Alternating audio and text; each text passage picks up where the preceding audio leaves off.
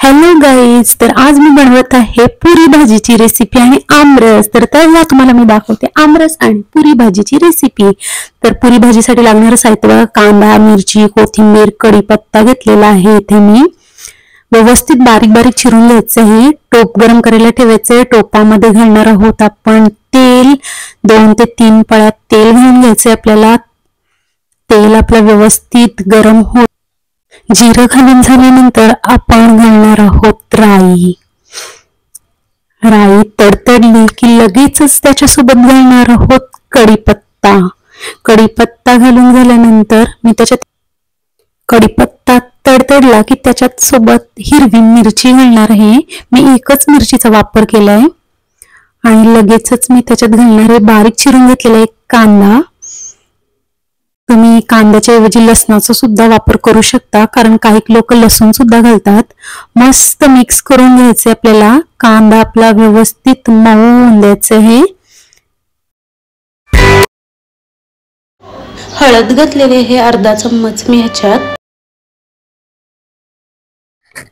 उकडून घेतलेला जो बटाटा आहे तो आपण घालून घेणार आहोत आणि मी याला व्यवस्थित मिक्स करून घेते. बघू शकता तुम्ही भाजी किती मस्त दिसते आणि कलर तर बघा आणि टेक्स्चर वाव, खूपच छान दिसते. तुम्हाला हवं असेल तर तुम्ही लाल तिखट सुद्धा ऍड करू शकता, पण मी नाही घातलं. आता चवीनुसार मीठ घालून झाल्यानंतर परत एकदा मिक्स करणार आहोत आणि वाफेवर शिजवायची आपल्याला भाजी. बटाटा ऑलरेडी शिजलेलाच आहे, त्याच्यामुळे फक्त 2 ते 3 मिनिटाची आपण वाफ काढून घेणार आहोत.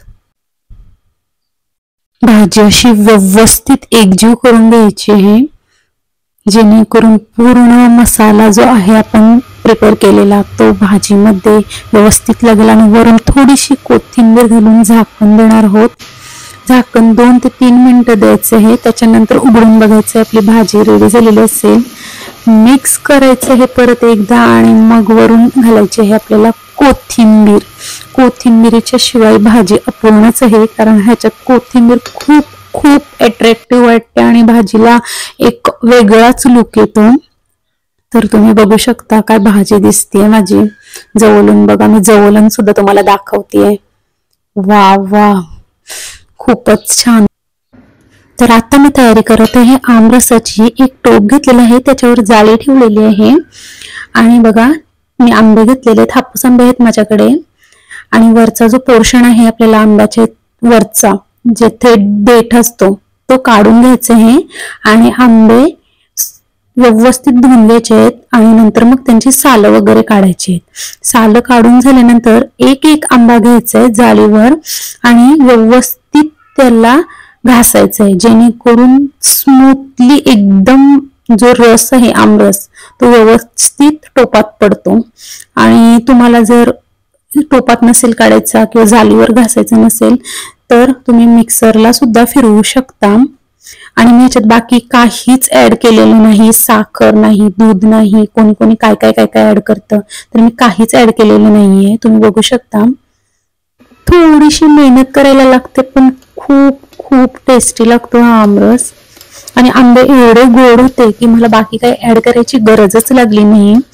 व्हिडिओ ज्याप्रमाणे मी दाखवते त्याप्रमाणेच तुम्ही करा. खूप टेस्टी लागतो हा आमरस.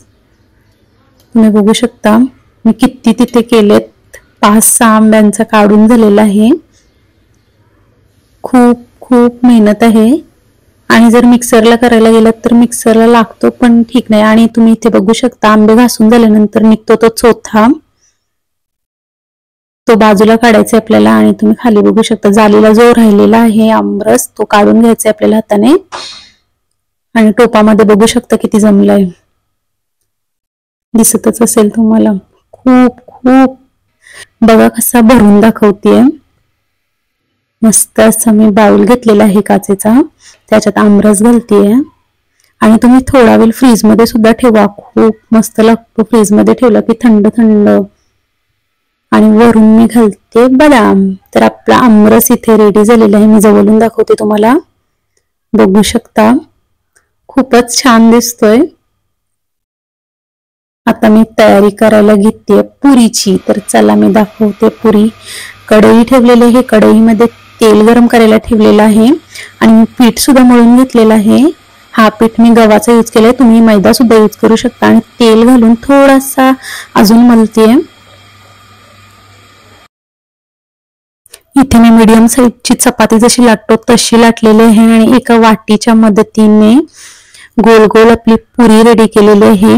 आणि ते तेल गरम झालेलं आहे, तेलामध्ये मी एक एक पुरी टाकतेय आणि थोडस वरून तेल असा घालायचा चमच्याने. पुरी आपली खूपच जास्त आणि खूपच मस्त वाली अशी फुगते, तुम्ही बघू शकता. वाव, किती मस्त फुगली आहे. आता मी हिला काढून घेईन आणि त्याचप्रमाणे बाकीच्या सर्व पुऱ्या रेडी करून घेते आणि मग तुम्हाला मी दाखवते आपल्या पुऱ्या कशा झाल्यात. तुम्ही बघू शकता एवढ्या पुऱ्या झालेल्या आहेत माझ्या. मस्त अशी मी प्लेट सजवलेली आहे. एका साईडला पुरी, आमरस आणि भाजी ठेव. व्हिडिओ कशी वाटली हे नक्की कमेंट करून सांगा आणि त्याच्यासोबत लाईक, शेअर, सबस्क्राईब करायला विसरू नका. तर चला मग बाय बाय आणि तुम्ही सुद्धा करून बघा.